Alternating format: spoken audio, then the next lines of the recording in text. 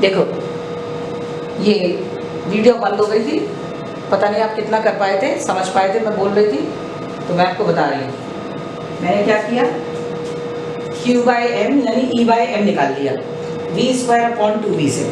अब v square velocity का square है और ट्वाइस v, सबको रखे 4.8 इंटू 10⁻7, क्या आपका निकला Q बाई एम, यानी ये वैल्यू E बाई एम हमारी आ गई 4.8 इंटू 10⁻7 कूलम पर केजी।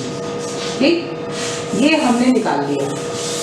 अब उन्होंने क्या कहा था कि गैस करो कौन से पार्टिकल है, beam contains the particle, beam के अंदर कौन से पार्टिकल हैं वो आपको निकालने हैं। तो इसको निकालने का एक ही तरीका समझ लो, बहुत ध्यान से समझना। किसी भी क्वेश्चन में कभी भी पार्टिकल को आइडेंटिफाई करना हो तो E बाई एम निकालते हैं। आपने E बाई एम निकाल लिया और वो आपका इतना आया 4.8 इंटू 10⁻7। अब पार्टिकल कौन सा कंटेन होता है देखो, तो पार्टिकल कौन कौन से होते हैं, अब जैसे 1H1, 1H2, helium 2He4, electron, ठीक है, इस तरह से पार्टिकल बहुत सारे होते हैं, मेनली है लाइटर पार्टिकल। तो सबसे पहले आप ये देखो कि प्रोटॉन, तो for proton, for 1H1, 1H1 का E बाई एम निकाल के देखो, तो 1 E बाई एम चार्ज तो हुआ प्रोटॉन का 10⁻⁻19 और मास कितना हुआ 1.67 इंटू 10⁻⁻27।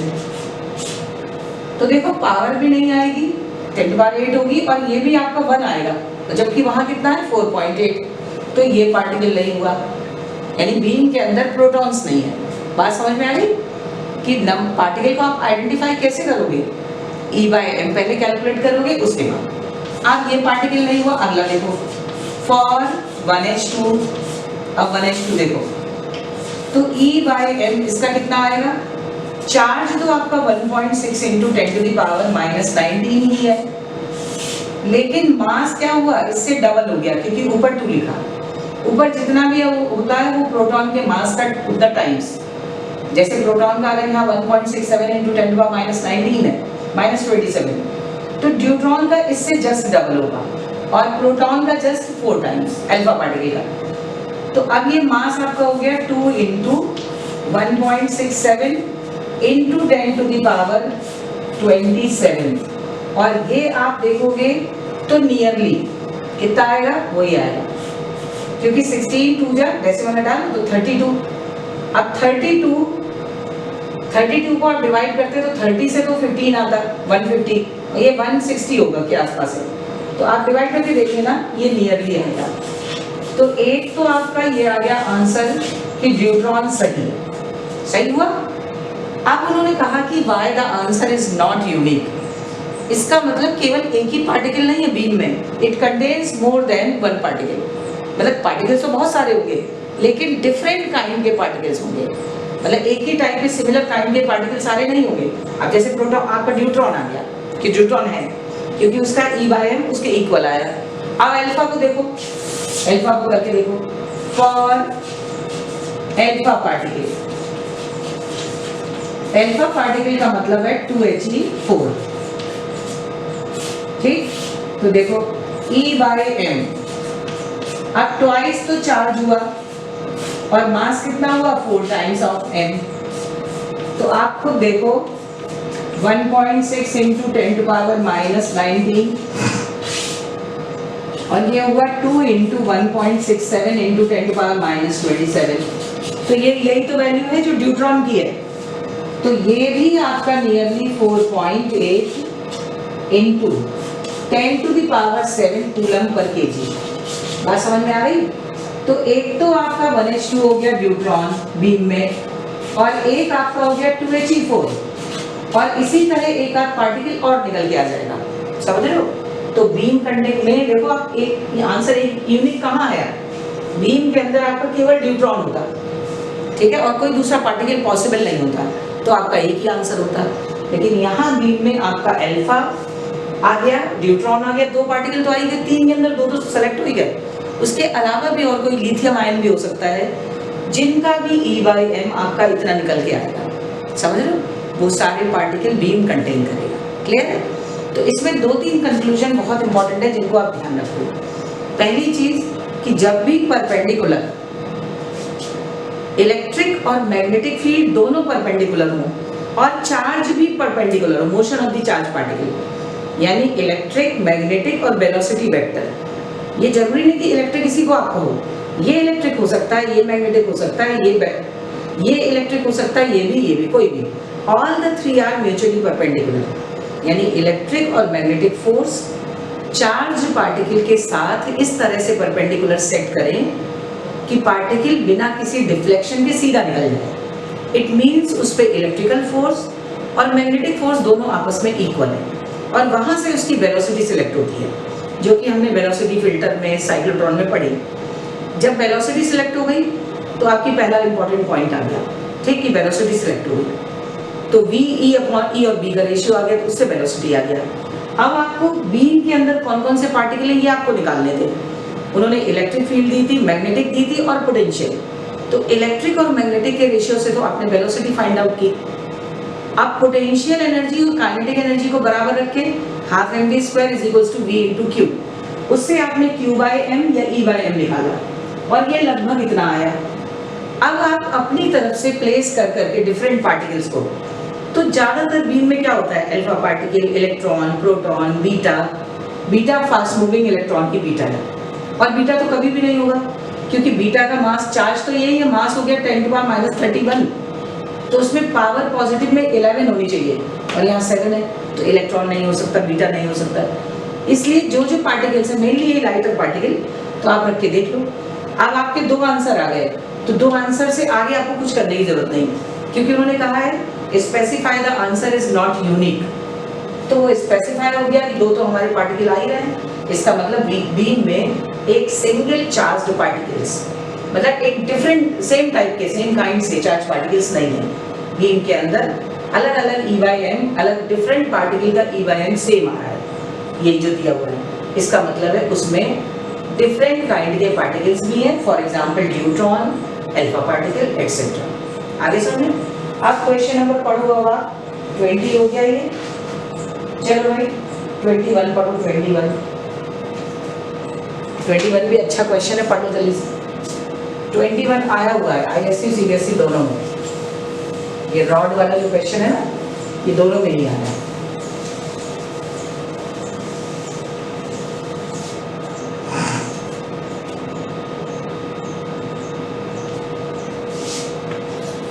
देखो 21 में उन्होंने कहा है, क्वेश्चन नंबर देखो, A straight horizontal conducting rod of length, rod की लेंथ दी है और मास दिया है, is suspended by the vertical wires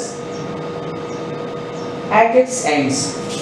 एक रॉड है इस तरीके से, ऐसे रॉड है और इसको वर्टिकल वायर यानी ऊपर से ऐसे बांध के लटका दिया, जैसे 2 तार लटका दिए और रॉड को ऐसे बीच में सस्पेंडेड कर दिया, लटका दिया।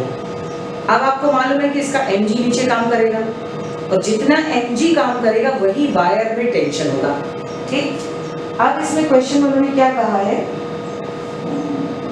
A current of 5 ampere is set up in the rod, इस रॉड में करंट आएगी, ठीक है। What magnetic field should be set up normal to the conductor, यानी इस कंडक्टर में करंट पास की, इसके परपेंडिकुलर कितनी मैग्नेटिक फील्ड सेट करें। तो एक बात सुनो, आपने पढ़ा है कि जब current carrying conductor magnetic field में रखते हैं तो उस पर कितना फोर्स लगता है, F is equals to I L cross B, और L cross B L B sine theta हो गया, और साइन थीटा उन्होंने कहा मैग्नेटिक फील्ड रॉड के परपेंडिकुलर है, तो साइन थीटा 90 हो गया, तो रॉड पे फोर्स आ गया I L B। अब उन्होंने कहा है नॉर्मल टू द कंडक्टर, पढ़ो ढंग से,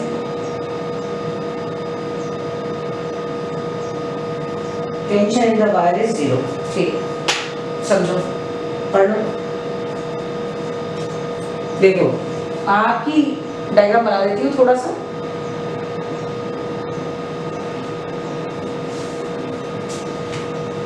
ट्वेंटी हो गया था ना, 21 है, वैल्यूज में देख के लिखूं।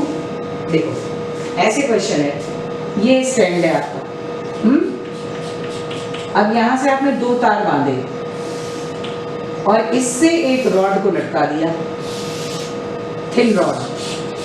ये थिकनेस नेग्लिजिबल होती है, जो बोर्ड पे रॉड है इसलिए बनाई है, ठीक। अब इस रॉड के अंदर करंट पास हो रही है, करंट आई। तो करंट आई होने से और इस पे mg तो इस पे वेट काम करेगा और वायर के टेंशन उसको बैलेंस करेंगे, ठीक। तो अब वायर पे कौन सा फोर्स है? आईडीएल। तो magnetic force is equals to I L cross B, ठीक। तो आपको दिया क्या क्या, देखो थीटा तो 90 डिग्री है क्योंकि मैग्नेटिक फील्ड रॉड के परपेंडिकुलर है। एक आपको लेंथ ऑफ द रॉड दी है, एरिया सब चीजें दी हुई है। लेंथ आपको दी है 0.45 मीटर और मास आपको दिया है 60 × 10⁻³ kg और करंट आपको दी है 5 एम्पियर, ठीक है। तो मैग्नेटिक फोर्स ILB sin 90, ठीक है। अब since tension in the wire is 0, क्योंकि टेंशन किसके इक्वल है? mg, और न्यूमेरिकली टेंशन यहाँ कौन सा फोर्स है? ये IBL ILB और इज इक्वल्स टू mg। तो आपसे मैग्नेटिक फील्ड पूछा है, कितना मैग्नेटिक फील्ड सेटअप करेंगे। तो मैग्नेटिक फील्ड कितना आया देखो, mg/IL। तो m आपका कितना है 60 ग्राम, 60 है तो ग्राम को किलोग्राम में बदल दो, इंटू 10⁻³ g की वैल्यू 9.8 अपॉन IL। अब I आपका कितना था 5 और L कितना है 0.45, ठीक है। तो इसको जब सॉल्व करोगे नियरली तो मेरे पास आंसर है, मैं आंसर दे रही हूँ आपको। ये आया 0.26 टेस्ला, ठीक, क्लियर है। अब देखो ये तो पहला पार्ट आ गया, क्वेश्चन समझ में आया। एक यहाँ से सस्पेंडेड करके उन्होंने एक रॉड को लटकाया, उन्होंने कहा एक 2 वर्टिकल वायर से एक रॉड को सस्पेंड किया। तो आपको पता है जब आप लटकाओगे तो mg काम करेगा और वायर में टेंशन काम करेगा। तो टेंशन उन्होंने कहा 0 हो जाए, इसका मतलब टेंशन को कोई ना कोई फोर्स उसको बैलेंस करे। तो फोर्स क्या कौन सा हुआ? IBL। तो ऊपर तो मैग्नेटिक फोर्स, क्योंकि रॉड में करंट पास हो रही है, मैग्नेटिक फील्ड है, तो IBL फोर्स हो गया और mg क्या हुआ? उसका वेट। तो दोनों एक दूसरे को बैलेंस करेंगे तो टेंशन हमारा 0 हो गया, क्लियर है। तो न्यूमेरिकल वैल्यू आ गई मैग्नेटिक फील्ड की। अब सेकंड पार्ट में उन्होंने क्या कहा, सेकंड पार्ट बहुत अच्छा है। उन्होंने कहा if the direction of current is reversed, तो और what will be the tension in the wire, शायद यही पूछा है उन्होंने। देखो सेकंड पार्ट उन्होंने कहा है what will be the total tension in the wires if the direction of current is reversed having the magnetic field same. मतलब मैग्नेटिक फील्ड अब यही लगाना है, ठीक है। इसमें करंट की डायरेक्शन रिवर्स कर दी। तो एक बात सुनो, ये आपकी उंगली थी, ये वाला Fleming's left hand rule. Magnetic field उसी डायरेक्शन में हो और पहले करंट इधर जा रही, फोर्स किधर लग रहा है बताओ? ऊपर। अब अगर आपसे मैं कहूँ कि मैग्नेटिक फील्ड इधर ही है, सेम डायरेक्शन में, सामने ये उंगली मैग्नेटिक फील्ड है, मतलब इससे आपको समझ में आएगा, इसलिए बहुत ध्यान से समझना। मैग्नेटिक फील्ड आपको सपोज किसी क्वेश्चन में सामने है, माना यही क्वेश्चन है, मैग्नेटिक फील्ड ये 0.23 मेरी ये डायरेक्शन में है और करंट इधर है, तो मैग्नेटिक फोर्स ऊपर लग रहा है। अब उन्होंने कहा कि मैग्नेटिक फील्ड की डायरेक्शन तो यही रखो, करंट रिवर्स की, तो आप हाथ को किधर घुमाओगे? ऐसे। करंट रिवर्स हो गई, पहले करंट इधर थी अब उधर गई, मैग्नेटिक फील्ड अब भी सामने है, तो फोर्स डाउनवर्ड लग रहा है। तो हमेशा याद कर लो, मैंने इससे पहले भी एक बार आपको बताया है कि किसी भी करंट कैरिंग वायर में अगर फोर्स अपवर्ड लग रहा है और आपने करंट की डायरेक्शन रिवर्स कर दी तो फोर्स अब किधर लगेगा? डाउनवर्ड्स, समझ रहे हो। तो यहाँ पे जो फोर्स टेंशन को बैलेंस कर रहा था, यानी आईबीएल इस डायरेक्शन में लग रहा था, अब आपने करंट की डायरेक्शन रिवर्स कर दी, तो आईबीएल किधर लगेगा? फिर नीचे लगेगा, डाउनवर्ड्स, क्योंकि पहले अपवर्ड लग रहा था जो कि वेट को बैलेंस कर रहा था, टेंशन को बैलेंस। टेंशन किसका था वायर में? एमजी का।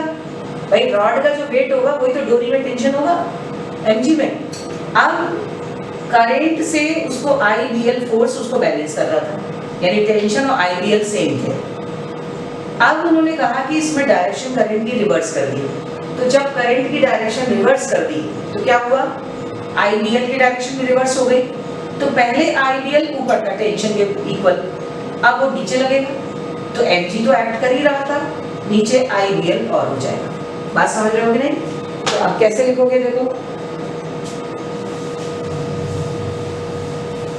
मैग्नेटिक फील्ड, अब सेकेंड पार्ट के लिए मैग्नेटिक फील्ड आपका आ गया, part number 2।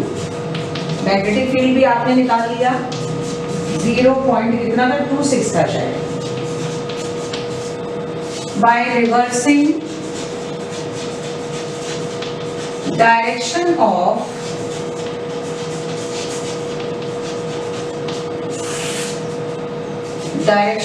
current, direction of magnetic force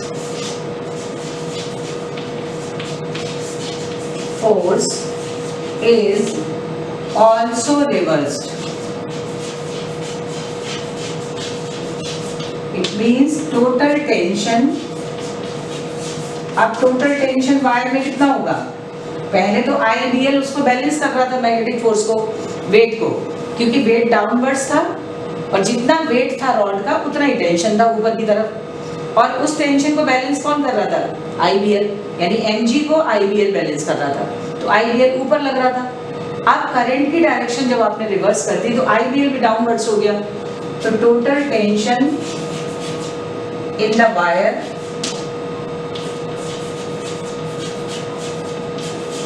ठीक है, कितना आ गया? F magnetic force plus F gravitational force. तो अब दोनों फोर्स जो रॉड है ना, इस पे दोनों फोर्स mg और ILB दोनों एक ही डायरेक्शन में लगेंगे। तो ये आ गया मैग्नेटिक फोर्स, तो हो गया ILB, क्योंकि साइन लाइन भी तो अभी भी है, और mg। तो अब आप सॉल्व कर लो, ILB आपका कितना था?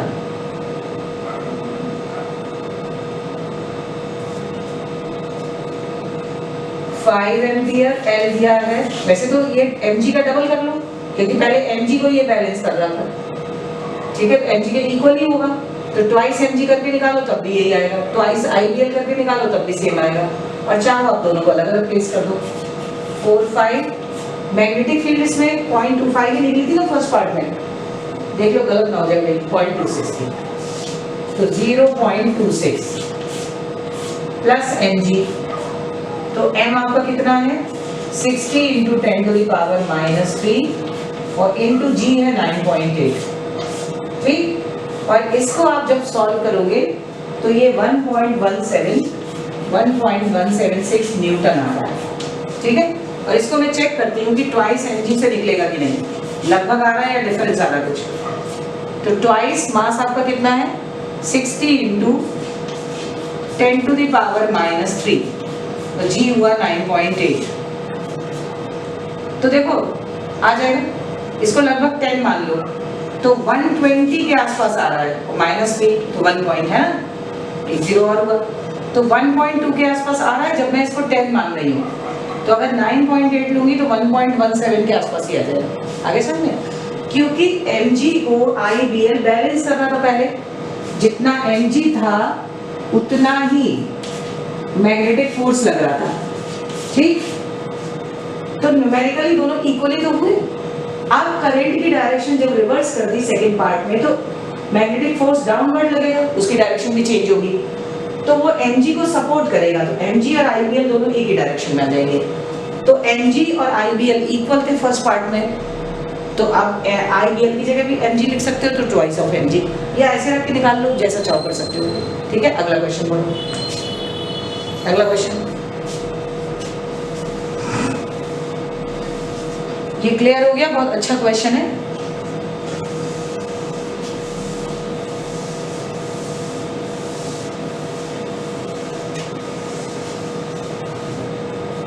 नेक्स्ट क्वेश्चन, क्वेश्चन नंबर है आपका, देखो 22, जल्दी से पढ़ो। 22, 23, ये सारे क्वेश्चंस बहुत अच्छे हैं। 22 में आपसे क्या कहा है? 2 wires, जल्दी करो जल्दी, 2 wires which contains the battery of an automobile to its starting motor carry a current of 300 ampere, ठीक, for a short time. What is the force per unit length between the wires if they are 70 centimeter long and 1.5 centimeter apart? Is the force attractive or repulsive? देखो आप समझो, question में जैसे ये motor है, मान लो ये मोटर है, ठीक, इसको स्टार्ट करना है और इसको हमने 2 तार से बांध दिया और यहाँ बैटरी दी, बैटरी का मतलब वोल्टेज दे दिया, एक पॉजिटिव टर्मिनल एक नेगेटिव, तो ऐसे करंट पॉजिटिव से जाएगी नेगेटिव आ गई। इसका मतलब ये क्वेश्चन आपका 2 पैरेलल वायर का हो गया, जिसमें r डिस्टेंस पे एक में करंट तो देखो ऊपर जा रही लीड में और एक में नीचे आ रही। तो मैंने आपको क्या बताया था कि जब करंट ऑपोजिट डायरेक्शन में हो तो हैंड रूल से निकालो, करंट की डायरेक्शन में अंगूठा, उंगलियां बीच में, तो ये साउथ बनेगा। और दूसरा तरीका मैंने क्या बताया था, ऐसे पोल लूप बना लो पूरा, करंट की डायरेक्शन से लूप अंदर की तरफ मोड़ो क्योंकि बीच में निकालना है, तो ये साउथ बना क्लॉकवाइज। और इसको करंट नीचे जा रही तो करंट की डायरेक्शन से नीचे से मोड़ो और लूप को अंदर की तरफ कंप्लीट करो, क्योंकि दोनों के बीच में निकालना है। अगर बाहर निकालना होता तो इसको बाहर ऐसे मोड़ते, करंट की डायरेक्शन से करंट अगर नीचे जा रही तो नीचे से लूप को मोड़ दो, करंट ऊपर जा रही ऊपर से मोड़ दो। और जिधर पूछा गया फोर्स, दोनों के बीच में पूछा गया, ठीक, तो ये नॉर्थ आ गया एंटी क्लॉकवाइज, तो दोनों क्या करेंगे, अट्रैक्ट करेंगे। तो फोर्स की नेचर क्या हो गई, अट्रैक्टिव। बात समझ में आ गई? क्योंकि तार में करंट ऐसे जाएगी पॉजिटिव से नेगेटिव, तो एक वायर में तो ऊपर जाएगी और एक वायर में नीचे आएगी, ठीक। अब कितना फोर्स एक्ट करेगा, तो आपको मालूम है, क्वेश्चन नंबर है आपका 21 नहीं 22।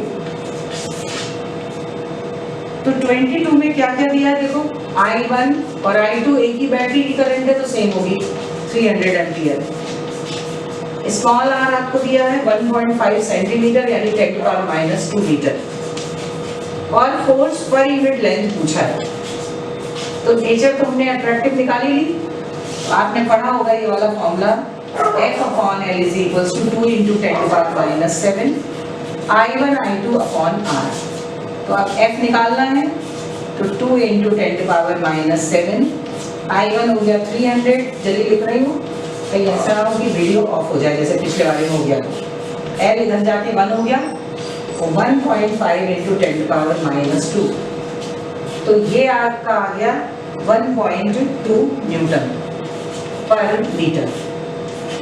आगे सुनिए, बस यहाँ ये इंपॉर्टेंट है, अट्रैक्टिव फोर्स। क्लियर है? और अब आप फटाफट